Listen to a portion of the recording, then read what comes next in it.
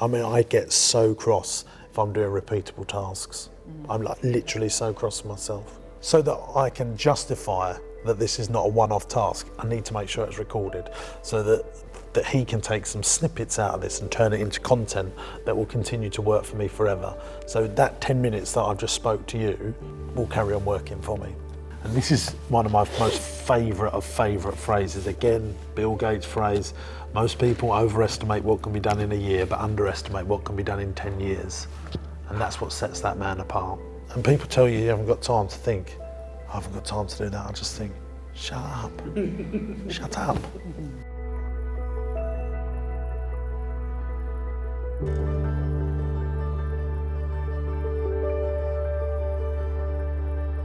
So you want to pull opportunities to you rather than push for opportunities. You need to build yourself a personal brand by putting stuff out. Primarily, I would focus on LinkedIn, giving good quality advice, never selling. Over a period of 12 months, that will pull opportunities towards you if you do it consistently and it's good enough to watch. What most people do is they make 10 videos and go, this isn't working. You know, you need to think of yourself like Disney. You know, it's got a back catalogue of 100 years of stuff. Now, I'm not saying you have to wait 100 years, but it takes time for this stuff to kick in. That will really work. In terms of what your role is in the business, the person that you've got as the part-time marketing apprentice should be doing admin office work. You need to be a full-time marketeer. So you need to get into the mindset when people say, what do? You say you've got a recruitment business. You need to be saying, I market a recruitment business. So you are the marketeer of your business rather than the operator of your business. Most business owners, and I'm going to ask you now to give me a percentage scale, what percentage of your time would you say you're operating the business and what percentage of your time are you getting customers and marketing it? And what I'd say, if you focus 100% on getting customers and growing the business rather than running the business, you will see the shoots of success within months. But what will happen is that's harder. It is harder to be a full-time marketeer, getting customers person. Most people don't do that. They are running their business, not growing their business. Tiniest thing that I picked up, what's your team? You speak about your team. The first person you spoke about was your marketing apprentice that you brought in. I always tell business owners, the first person you should employ is a PA.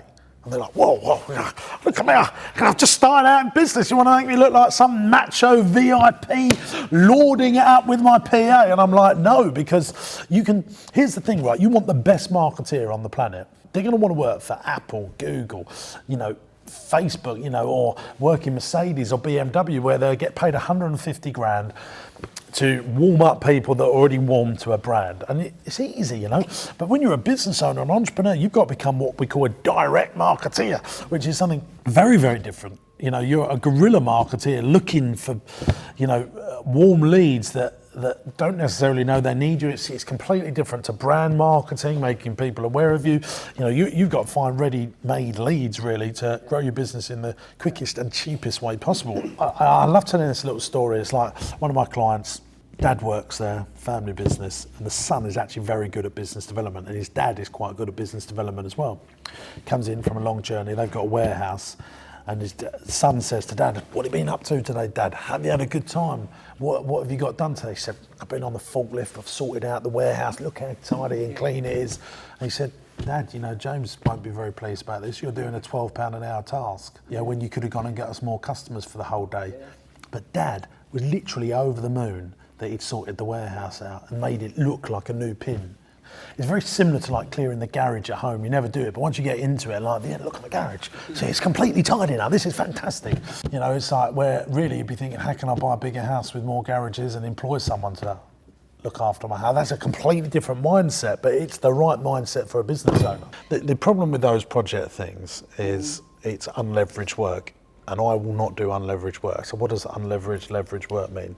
So you've done it, you get paid, you got to start again. So I will never get involved in anything like that. For me, leverage work is buying a day nursery, buying the freehold of that day nursery, doing all the work, but then it works forever. So writing a book, but you've got to find another project, and it's very hard to systemize because every property is different. Now you might say, I always have that carpet, that same wall, so there's elements that you can leverage, but you've always got to go and find the next deal. So my advice to you if it was me, I would be thinking, I'm going to put my money into something that's not leverage in terms of leveraging equity on properties, like leveraging your time. So you say you got £500,000 or 200 grand, whatever it is, you put in something that you do the work, and it's what I call fit and forget. Wow. That's why I love writing books or making a new video. Like I put the video together, I put it on YouTube, and it will be there in 10 years, working its little way for me, getting a few more views, getting more people around my table like this. I make a podcast, I do the work, and it continues to work forever. And that's why, people always say to me, oh, why don't you do some commercial conversions? I'll say, because unleveraged work. In the story. Next. So I don't get, if you can make some decent money from it, and if you're worried that your energy is going to wean off over the next 20 years, I will be, I always say this, when people get to, 70, you don't want a lump of capital, you want continuous income, don't you? I'm always thinking about leverage in terms of, can I leverage my team? Can I leverage the work that I'm putting into this? I mean, I get so cross if I'm doing repeatable tasks. I'm like literally so cross with myself. Oh, why am I doing this? I've got to do this here. I don't want to do the same thing more than once, ever. So like this here, so that I can justify that this is not a one-off task, I need to make sure it's recorded so that he can take some snippets out of this and turn it into content that will continue to work for me forever. So that 10 minutes that I've just spoke to you will carry on working for me. I'm obsessed with it. Like to the point. I'll send you an invoice. Yeah, literally. You paid to be here.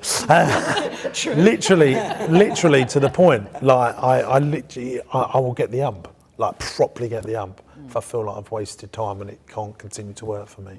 Basically, great businesses. I'm not going to teach this today. Have 4 transactions in quick succession. That's what a great business is. So a day nursery, you come in on the Monday, you're there on the Tuesday, Wednesday, Thursday. Private school, you pay on the Monday, you use it Tuesday, Wednesday, Thursday, and continuously. So you have this, what we call the rule of 4. So when a customer interacts with you quickly, within 4 times, or whenever us as a human being, we go on 4 quick dates with someone, then they're usually husband and wife material. It's not right. If it's one date, I don't know if I'm going to give them a chance for the second date. Actually they could be really good, but unless you get to date 3 or 4, you don't know whether you like that other person.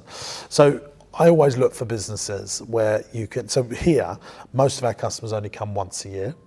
So this, Gerard, you came over the summer holidays. When did you last come here, if you don't mind? That's the only time, that's the first time we've been. So yeah, but we haven't got you back 4 times within, so we've got him, he's a customer of ours, but he hasn't transacted with us 4 times. So what we try and do is get them to become members. So membership's only £5 per month here, but it's £15 to come in on the door. Yeah. But then we get them and they come and they pay us each month and then they're loyal to us. So a customer's only worth to Marsh Farm £30 a year. If they become a member, they're worth £100 a year. And then we try and get them into our day nursery and onto our Father Christmas experience. So that's why your HMO business is so good, because they come in on the Monday and they're by Thursday they've transacted with that room 4 times by sleeping in it. And it starts feeling like it's theirs. So they don't just drop in and out. Private school, day nursery, you start the day, unless you really muck up with the day nursery, people are there till they go to school. But basically, a great business is where the customer loves it, wants it, needs it. The most exciting businesses are for an entrepreneur, is when they love and want it, and they forget the need bit. So where you think about this thing, Apple iPhone, I want an iPhone, I need an iPhone, but I also love my iPhone. If this thing breaks today, I will go out of my way, change my diary to fix it. If something bad happens in my day, I will forget my day out. I won't go out for dinner. Am I making sense there? When it comes to childcare, private schools, people need education for their children. They want education for their children.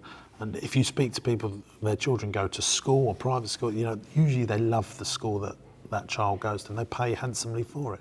And they love that. And that is why, like the dentist, like if you've got pain, you're really going to love him if he sorts that pain out and makes it goes away, and you want to need it. And so therefore it's not considered. And, who changes their dentist at a whim? My dentist's been my dentist since I can remember, because I've transacted with him more than 4 times, therefore I become really loyal.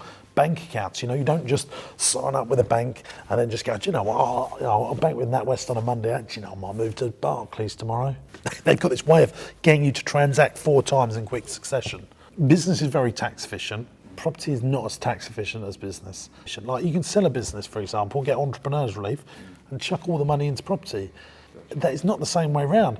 So you can build up a profitable, and maybe you do that for 36 months to really fund as many deposits as possible. Because what I always tell people when it comes to, if you really want a successful property business, you've got to find a way of getting deposits. Right. And money will run out, and you can only leverage them enough times. Yeah, so you need to have a cash-in plan to get your cash out. Yeah. But you need to have and I always tell people, a business is the fastest way to grow property. If you've put your nuts and bolts into a business for 3 years and just say, look, this business, its sole aim is to buy 2 properties a year. Yeah, okay. So it's interesting. Well, Chuds has seen me speak about this all the time, and I always say to people, when they're in that situation, you need to get out of environment. I've been saying it it's one of my sort of go-to things. You're trying to think about what your future looks like in these spare moments that you have in our busy lives. I tell people you need to get out of environment and put some decent quality time. Now, over the weekend, I watched a Netflix documentary called Inside Bill's Mind, which is a 3-part documentary on Netflix about Bill Gates. Every year, I love this because it proves my point. Every year, Bill Gates gets taken on a seaplane and he lands in this river and he goes in to this little log cabin, no computer, and he just takes a bag of books. And he has been doing Think Week ever since he's been running Microsoft. So he goes on his own and he just thinks about what the business looks like in the future. And I always say you need to think about what the business looks like when it's finished. I'll be doing a bit of that today. How many people would you say actually afford themselves that time? So this is not going on holiday. He calls it Think Week. That's what he calls it, and it's in his diary. I'm on Think Week. I just go with books. He literally takes a little like a bag for life. I mean, this is, I'm watching this documentary. Has anyone seen it? No, I saw it. He literally has got his little bag for life that he carries everywhere with him, and his PA, where he tops it up with books. And everyone's like, you have no understanding how much this man reads and how much he thinks. And so he's scheduled in his diary. The seaplane drops him off on his own. It's got a fridge full of food, and that's it. He's on his own, and you've got to say, right, this man is the richest man in the world, gave half his money away, then dropped down to the 7th. Then he became the richest man in the world again after giving half of his money away. He's not the richest man in the world, but he would still be by a country mile richer than Jeff Bezos and all of that if he hadn't given so much away. But he has given so much away. And he affords himself good quality thinking time. And most people just don't do that. If he's doing all those other things and has that time, isn't it, as well? It's no excuse, is it? Yeah, you can't. He's still chairman of Microsoft. Yeah, he's like getting rid of. He's eradicating polio. He's doing nuclear energy physics to try and cure the world's energy problems. And people tell you haven't got time to think. I haven't got time to do that. I just think, shut up, shut up. But what most people do is they know what the end of the year looks like. I'm just telling people, what does it look like in 30 years' time? And this is one of my most favourite phrases. Again, Bill Gates' phrase, most people overestimate what can be done in a year, but underestimate what can be done in 10 years. And that's what sets that man apart. Because no one thinks like that, other than the uber successful. I'll just say it to you one more time so you never forget it. Most people underestimate what can be done in a year, overestimate what can be done in a year, but underestimate what can be done in 10 years. And if you can afford yourself to think in 10-year trial, and 10 years is really not a lot anymore. it just seems to go so quick, you know. I can't believe it's 2020 next year. People keep saying, yeah, I'm having meetings, oh, we're doing that in 2020, and I'm thinking, oh, that's like 7 years away. And they're like, no, it's next year, Jim. I'm like, but I can remember the Millennium Dome being built. I can remember that. It was only, that was last year, wasn't it, you know? And you think like about the 2012 Olympics, you know, like that seems like last week, you know, and just unbelievable how